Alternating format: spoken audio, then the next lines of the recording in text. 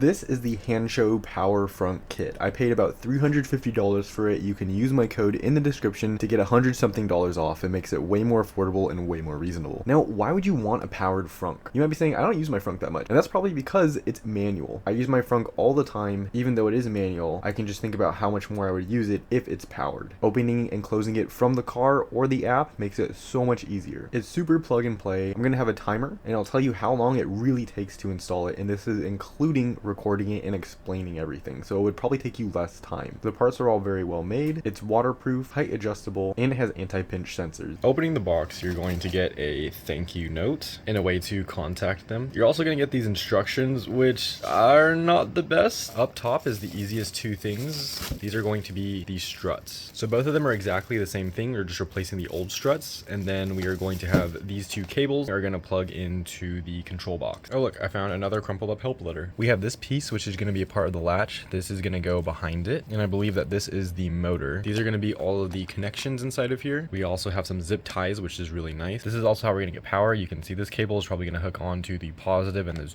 probably one for the negative of our battery. Not exactly sure what this wire is for, but we'll probably find out. This is the main control box. We have some adhesive strips and some longer zip ties. Don't forget about these brackets as well. These are for the top that you need to replace, not the bottom. That's going to be pretty much everything that's in the box. If you have any questions, comment below. You're going to need a ratchet, and there's three things to note about this. One, you're going to need a ratchet with a long head, and that's just to get into a few places where you can't reach it with just the socket and the ratchet itself. Speaking of sockets, that's the next thing. You're going to need a 10mm socket and a 13mm socket as well. You're also going to need a thin metal screwdriver or some kind of sturdy pry tool. You're also going to need a screw and a nut. This should be M4 specification, and I'll point out in the video where we use all of these items. After you open your frunk, you're just going to want to take off this top cover. Simply clipped in, so all you have to do is pull up and it'll come out. Now time to remove the latch cover. This is pretty easy. There's about 7 clips. You're just going to want to pull up. That'll pop the thread at the bottom out, and then the 4 on the top, you also pull up. So you're basically just pulling the entire thing up and off. There's going to be a little wire connecting the emergency release and the light on the inside, so be careful with that. All you're going to do is pull it out. It's not really clipped in, so you can unplug it really easily. So there's 7 bolts. There's 1, 2, 3, 4, 5, and then you have 6 and 7 inside the actual tub. As you can see, I have light strip inside my frunk. Now we're gonna have to disconnect this. You might not have to do this, so this connection might be a little bit different to you. It's pretty similar. If you do have that little clip that goes into the emergency release that's in the panel, it's basically that clip. I just have to do an extra clip because of my frunk lights. Now to remove the front tub. To do this, we are going to remove the top part of the air channel. It's clipped in with 3 white clips. All you're going to want to do is gently pry up on those and they'll pop out of their housing. After you do that, there's 3 clips on the side of the frunk and also 4 in the front. You're going to want to start from one of the hinges and then go to the other hinge, unclipping all of those clips. And then lifting the frunk out. The front ones are not clipped in, just the sides. Now that we got the frunk tub removed, that's gone out of there, we can have an overlay of everything that's going to happen. So the control box should be mounted somewhere here. We're going to have the secondary motor somewhere down here. Our current latch is right here. We're going to have to mess with this stuff.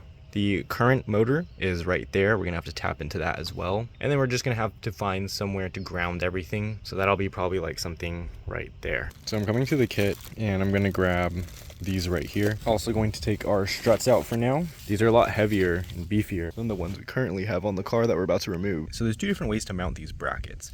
If you have 2021 between 1 and 5, these are the months you have sitting in the car. Your right hand side is the left, and same thing but opposite for the right. But if you have 2021 with month 6 and on, which is what I have, the right is your right when you're sitting in the car and left is left when you're sitting in the car. And so we're going to be going with this one right here. So following the instructions, I installed the brackets and these struts, but let's take a look at this. This one says R for right and this one says L for left. Notice that when I'm sitting in the car, this would be my left and this would be my right from sitting in the car. So the instructions were kind of wrong. I believe what you need to follow though is this arrow. So you see the arrow on top of that? If the arrow is pointing upwards, that means you want to install it with the arrow going out of your car. Same on this side, you see how there's that arrow? It's pointing away from the car. It's pointing out of the frunk, so that's how you're going to do that. And so now I'm going to show you how you can test to make sure that these brackets and the struts are on properly so that it will close. To install it correctly, make sure you test it before moving on to the next step.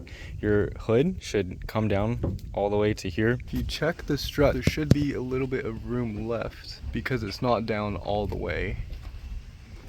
You want to test this to make sure you install each bracket correctly on each side. So you're going to take your little pick or pry tool, whatever, I use a screwdriver, and you're going to want to pull out this metal clip. It's what's going to be holding the ball joint in. You actually don't need to do it with the top one, since you have to take the top latch and bracket off. You can just leave that in and only pop off the bottom one, but you can see I popped that off pretty easily. And now for the bottom one. Again, you just put the flat head in there, you wiggle it around, you pull out that metal pin, and it should just slide out like that. Now for the new bracket. So installing the new bracket, make sure the arrow, like I said earlier, is pointing forwards. And then from there, you're going to want to use the factory bolts to tighten it. This is me just taking off the original bracket when I should have taken it off with the strut. But once you get that off, you can replace it with the new bracket. Remember to put the right one for the right side in. Tighten it up, and then get your strut.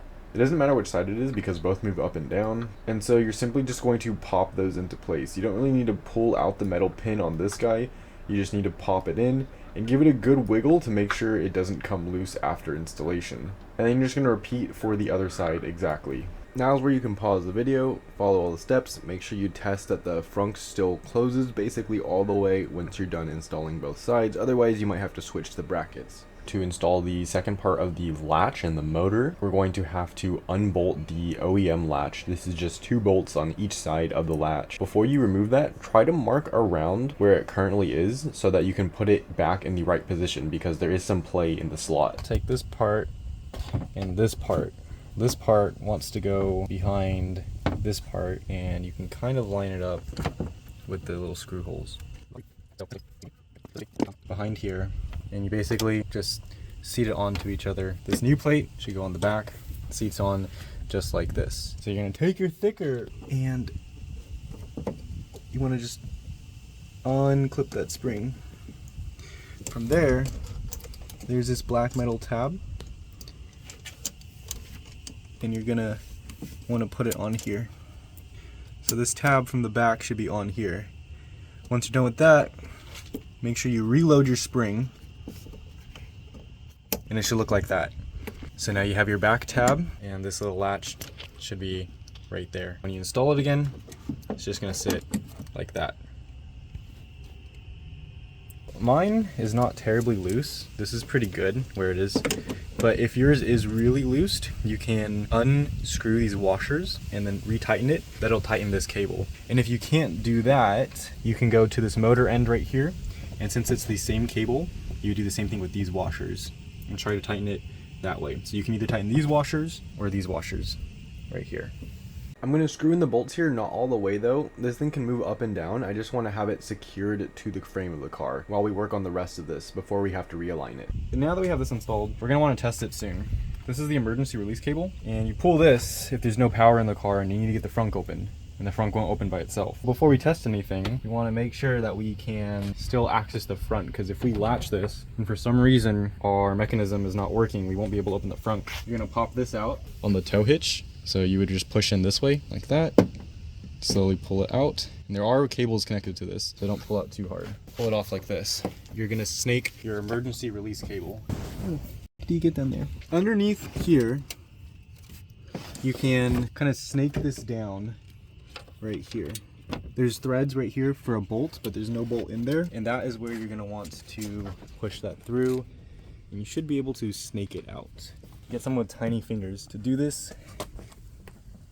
And yeah, like Japanese people. Yeah. And voila, you have your emergency release cable. So you'll be able to yank on this if you have no power to the car and you need to open the frunk. So let's not pull on that right now though. And I'm going to hold this so it doesn't go back inside. Yeah, I don't think there's an emergency yet, so I don't think we should pull that. Before you take this off, make sure you use your Sharpie lines to line up exactly where this is, because that's where you're going to want your latch to be when you're all done, because there's a lot of play when this is moving around. So try to get it into its original position. When you line it up with the Sharpie, make sure the OEM latch part is aligned with the Sharpie. Now, the back part of the latch, you're gonna want to have it lower. You want the little black spring lowered piece on the top to be lower than the latch. I didn't do this originally and it wouldn't latch all the way when I had the tub in. So remember, when you tighten it, OEM latch in its original place, the back bracket needs to be as low as possible. Other than that, that looks like the exact right place where I put the Sharpie. So if you use your Sharpie, it's gonna save you a lot of time. Wiring harness. There's a speaker in here also, which I'm going to remove after we get it installed. It's just to make sure that it gets installed correctly. We can hear the beeps. So this is the wiring harness. It is pretty massive. Looks like dreadlocks. Ah! Okay. So we essentially just have to figure out all these go. No problem. Okay, come with me. This is going to plug into our microcontroller. And our microcontroller is going to be mounted somewhere right here. That's the best place to mount it. So I'm just going to lay this down. I also know that this is for power, as it has a fuse. Take this off. This is the fuse right here, and this is the speaker. So these two we're not going to use yet. Set them up there.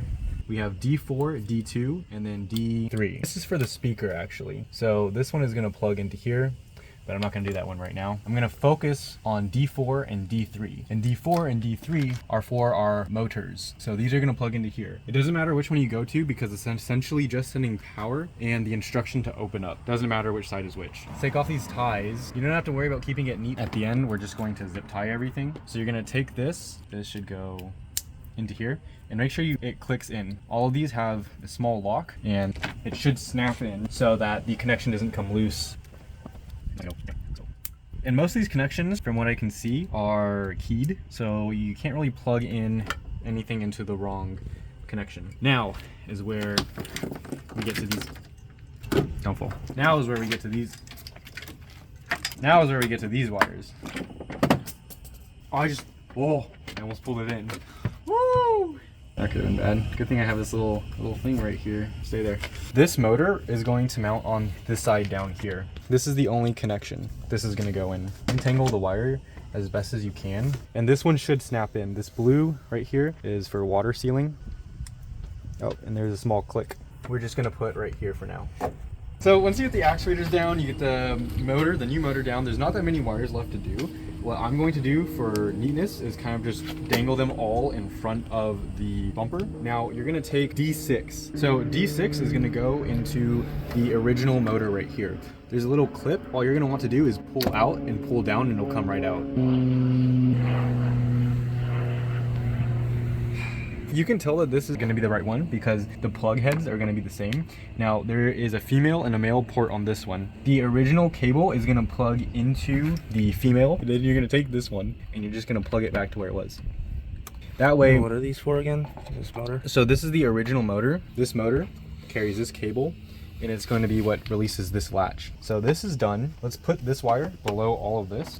This one can probably just be tucked. I'm gonna just do some light organizing right now. Throwing it down there. So we have 3 left right now. First, the ground one. So you're gonna find any bolt that's on the frame that's used as ground. If you wanna be certain, you can find one that's used as ground by something else. This cable is not terribly long. I'm gonna kind of route it this way, and we're going to use this one right here.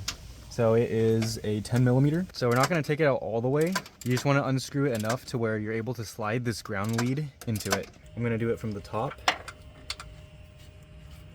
And it should just kind of lock in. Make sure you press and you hold it until you tighten it all the way. So after tugging it, it does not come out, so that's pretty good. That's the ground cable done. Now we just have 2 connections right here. So we'll take the easiest one first, and that is going to be D7. D7, I'll wait for you to pick it up if you want. D7 is gonna go. Hold on.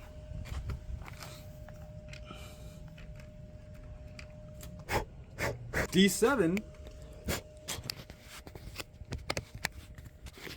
Go ahead.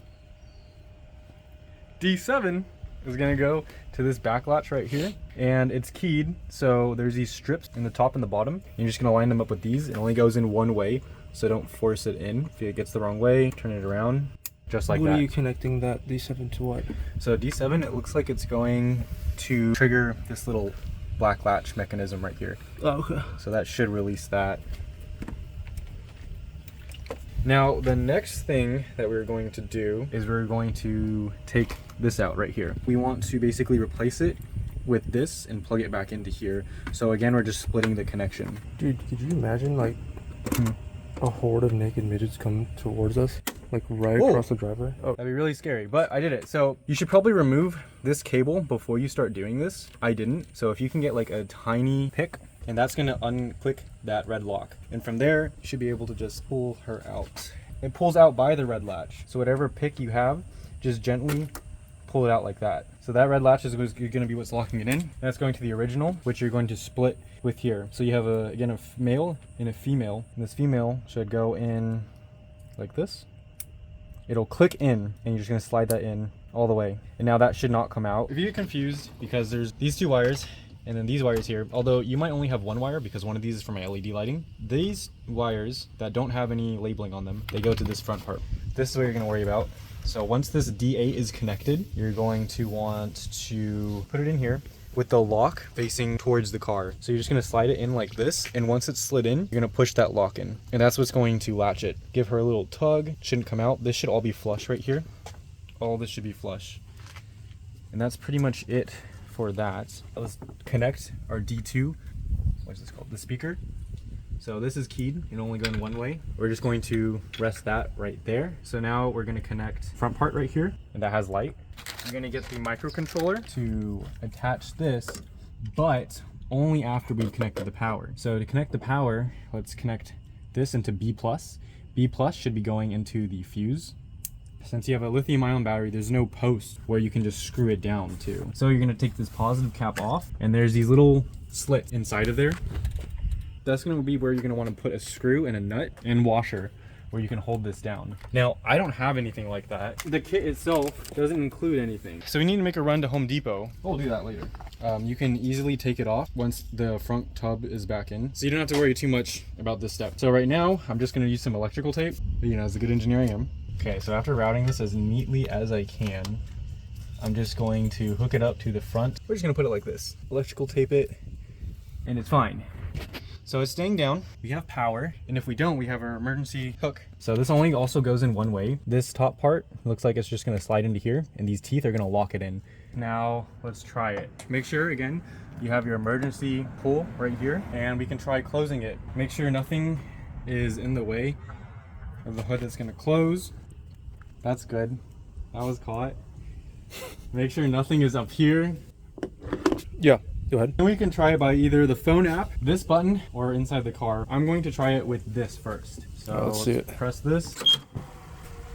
Whoa. It's at its slowest setting right now. It can be moved faster. It's locked in. So I'm gonna go to the car, and inside the car, I'm gonna press the frunk open button, and obviously we know what should happen. No way, we did it! As you can see, it just sucks it down and it holds it. Now, there are a few things that you're gonna want to take note after you do this. Make sure you're satisfied where your frunk ends up. Sometimes if you have the latch in the wrong way, or if it's lopsided, your frunk is gonna be offset. Oh yeah. So like this side will be raised higher than this side. That's true. So make sure that you look at it, and right now, because I use the Sharpie, it's gonna make it a lot easier. If you use a Sharpie, it should come out perfect. So She is sponsored by Sharpie, huh? let's open it one more time. It's on the slowest speed. I'm gonna show you how to adjust it to the fastest speed. So this is the last time it's gonna be at the slowest speed. Should unlatch and just open just like that. Open the front color, press the back button on the control box. If you hold long enough, you'll hear a beep sound up to 6 seconds. So first sound is saving the height of the frunk, which I like it right now. If you installed it as we did, should be good. The second sound is the slowest speed. Third is faster. Fourth is faster. Fifth and sixth is the fastest. There's a button right here, and you're just gonna press and hold it till you hear 6 beeps. I guess that's the max. Let's see how it closes now.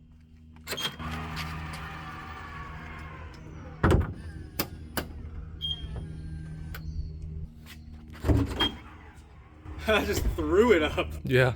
That was accelerated. So now we're just going to organize everything. The first thing that we're going to do is mount this. So this should be good to mount up here. This is a structural beam. On the front, there is a cutout for all of this right here. That's still good. I'm gonna put more electrical tape on that actually real quick. So make sure that is fastened all the way down with a bolt. Don't use electrical tape.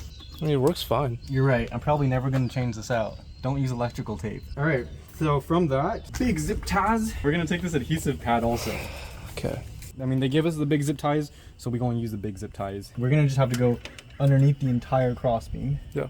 So I'm going to put it through this little hole that it has right here. Just like that. So that should hold it down. And don't have it pull on any wires. So make sure it's tight. These pliers just suck, huh? Yeah. Is to mount it to this black bracket right there. Take one of the adhesive pads again for vibration, and we're just gonna slap it right here. Then we're gonna take this guy. Remember, this is your emergency cable, and this is the wire for this. Let's fish that cable down there because it's all just empty space. I'm going to mount it with the flatter side against the adhesive. Take the zip tie. This is a good idea. Let's do the zip tie before we even put that on. That way we know where the zip tie is coming out and you don't have some bulky load in your face. Since it's falling down, do the zip tie underneath this cable right here, but not on the cable. You don't want it to be supported by the cable. You want it to be supported by this black circular bracket right here. And that looks good. Please like the video, please. For me, so I can buy more Teslas. Okay, you know what, honestly? They don't close all the way. Now for the rest of these wires, because you don't want them to be under the frunk tub. This is rubber, right? So this actually comes out. I'm going to put the wiring for the motor underneath here. Before I do that though, actually, it would be a good idea, since this is right here, I'm just gonna zip tie it like this. With one of the smaller zip ties that Hansho provided. Zip tie it right in the middle, and that's not gonna get snipped. Snip your zip ties. That's just gonna go right there. Time to do the other side. Other side. This is the, oh, this one needs to get mounted too. That's very important. That's for the power. But we can mount the power and this ground, all of this together. I like how the ground is kind of going underneath here. We'll keep that. This one, we actually don't need a zip tie because the length is just right. So we're just going to put it underneath here. All of this, wrap it around here. Snip your zip ties. I can't stand for this. Well, since he's gone, so I got a pair of basic scissors. I was not recording, but oh, I'm back. I got scissors. Just one more right here. We're gonna do the ones on the bottom as well. Good catch. And where does this go? That's gonna go once we put the frunk bin back. Since we do have a plethora of zip ties, just gonna do one more. Make sure everything is locked down. Like a clown. Honestly, this one could have gotten zip tied a bit more, but that's all right. So these bottom ones and the speaker, honestly, the speaker is not needed. You can just electrical tape the end of this and you won't have to deal with it. I'm gonna leave it on for now. If I get annoyed with it, I'll just remove it. So I'm gonna put it on top there right now. That's just a speaker. Take these wires. We're gonna want to route it to something big, not something small where it's gonna tug easily. For that, I'm going to first off take these and I'm going to do a first tie right here. That way it's out of the way of the frunk tub. This is our first loop for these wires. And then we're gonna take these wires, and what I'm gonna do, since we do have a lot of play right here, I'm gonna put them on this side. I'm gonna do one more tie right here so that they stay on this opposite side. And then you have the rest of these down here. These you can really, if you're lazy, you can just shove them down there. But I'm gonna do one more tie right here. He's usually not this hardworking. We just leave it down there. Just showing off for the tutorial, I guess. Basically. I mean, I did secure that with electrical tape, so how's that holding up? Yeah, my 2-year-old nephew could do that. I'm gonna put more electrical tape on that. Make sure you use a screw. Now this is just gonna go in here. The only thing is, this has to be placed in after the frunk tub goes in. So you're just gonna unscrew, you're just gonna take that off for now. And this is gonna go in there. And that's pretty much it. So this is the last look of the Tesla. And now we put the frunk tub back in. And if, you know, you did everything like how I did it, which is always right. Make sure when you're putting the frunk tub back in, you're very careful around the latch area because you don't want to break any of the connections. Some of them are super fragile. Also, the cable that goes from the car to the emergency release that's inside, make sure you thread that cable through. I didn't, and I had to remove the tub to go back down and get it. You'll see what I mean in a second. Nothing is gonna catch, and you're gonna be able to put this in. So try to line these little grooves up with the struts on both sides. That's gonna help it go in easier. Remember, you also have these screw holes, so watch out for that. Don't break the clips. Remember, as I showed earlier, there are these clips that are gonna clip in on the side of here. Let's make sure this first clip locks. Oh, I think I broke that one. Haha. Oh wait, no. This is good if you did use electrical tape because you want to be me so bad. You can get to this, okay. You can get to this later. Let's try closing the frunk before we go any further. Oh no, I left the wire inside. There you go. I do see it. It's all the way at the bottom. It's this wire. Don't lose this wire. And slowly bring this down if you have to, because this is very fragile. So those are my LED lights. My LED lights work. Let's plug this in. And before we even install any of this, let's make sure that this latches once more and hopefully it'll close. And in the moment of truth, it did not close. Now, I don't exactly know why it worked without the tub in and why it didn't work with the tub in, but it was a misalignment of the latch. So I'm going to show you how it was misaligned. It's actually a really cool visual. I'll show you without the tub because I removed the tub, and I'll show you what it looks like with the tub in. We put a camera inside so you could see what it looks like. It didn't close.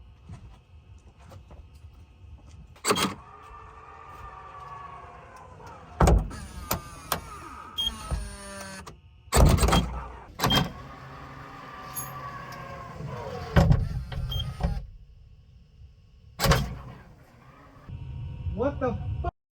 Are you serious? So we kind of did it. So basically this latch, as I put notes in the video, we had to fix again. Top latch needs to be up and this bottom latch needs to be down. If that was the reason, as you can see, this top latch right here, there's a little bit of lip because it's all the way up, and this bottom latch is pushed all the way down. That's why there's no room right here.